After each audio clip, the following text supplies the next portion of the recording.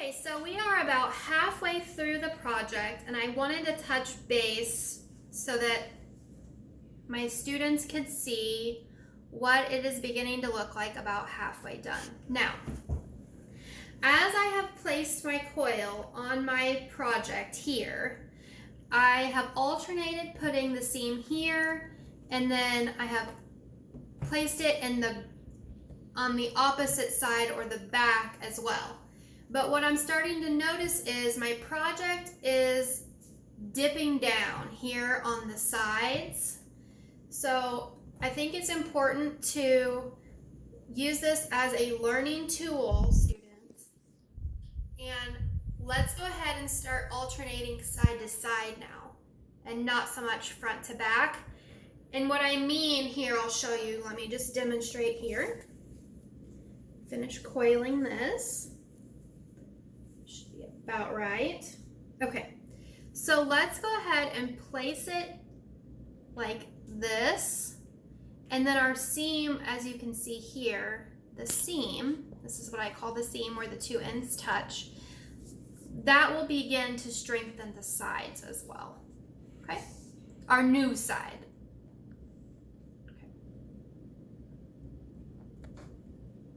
So again, just a reminder, we're pinching it flat and we're pulling as we do that,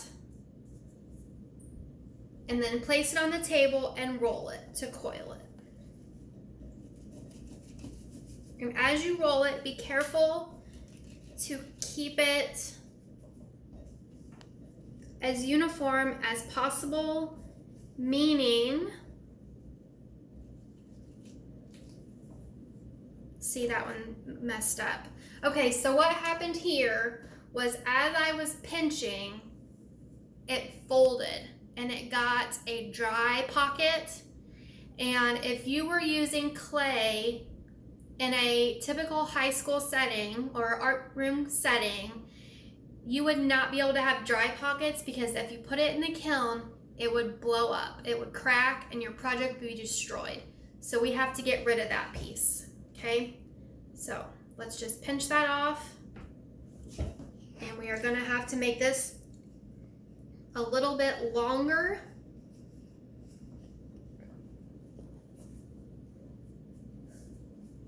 Hopefully that will reach the circumference of the project. And because our seam was on this side last time, this time we are going to place the seam on the opposite side. Okay?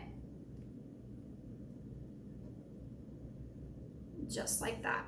Now, I want to show you something here as well. If you look at this particular seam, it overlapped, which is what literally just happened to me again, and that's fine. That is perfectly fine. It gives your project character. Okay? So as you build your project, as you place your coils on, you need to try to keep the sides pressed. I'm going to shine it kind of more so you can see like the inside. Oh yeah? Okay, so you want to kind of press the sides flat so that you have somewhat of an even sides here, okay? All right.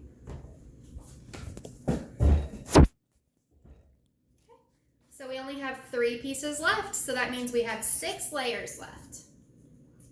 Our seam was on this side last time, so this time the seam is going to be on this end. And you just tear it right in half.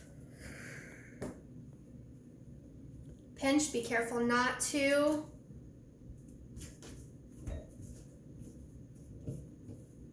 fold.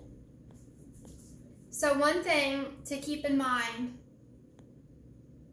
is what is going on in your environment when you're doing this. I just had to pinch this off, and I'm going to dispose of it because the ceiling fan is already drying the modeling clay.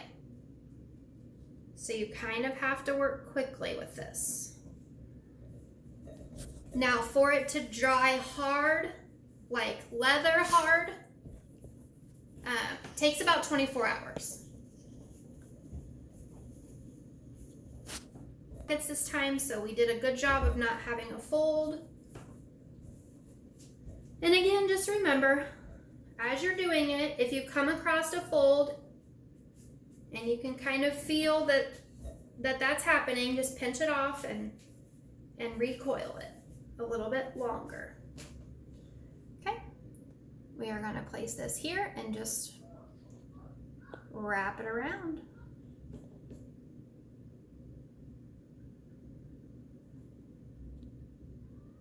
I like that. It's going to give it a good amount of stability right there.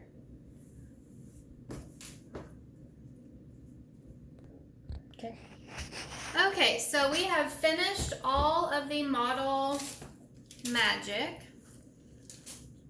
We have finished coiling all of that. And so what I'm finding here is that it's wanting to collapse. It's probably a little bit too tall, honestly, for what it is. But that's why I love art so much, because it kind of just takes on its own life after you finish with it.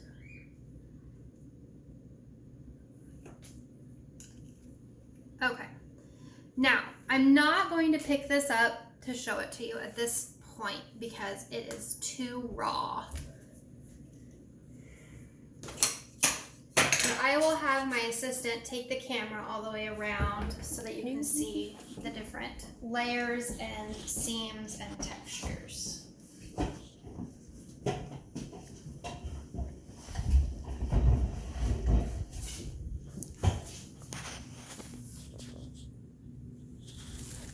Good job, sir. I think that's about good. So we will leave this right here. The ceiling fan is going to aid in the drying of this. I do not think it's going to take the full 24 hours. When it is leather hard, we will paint.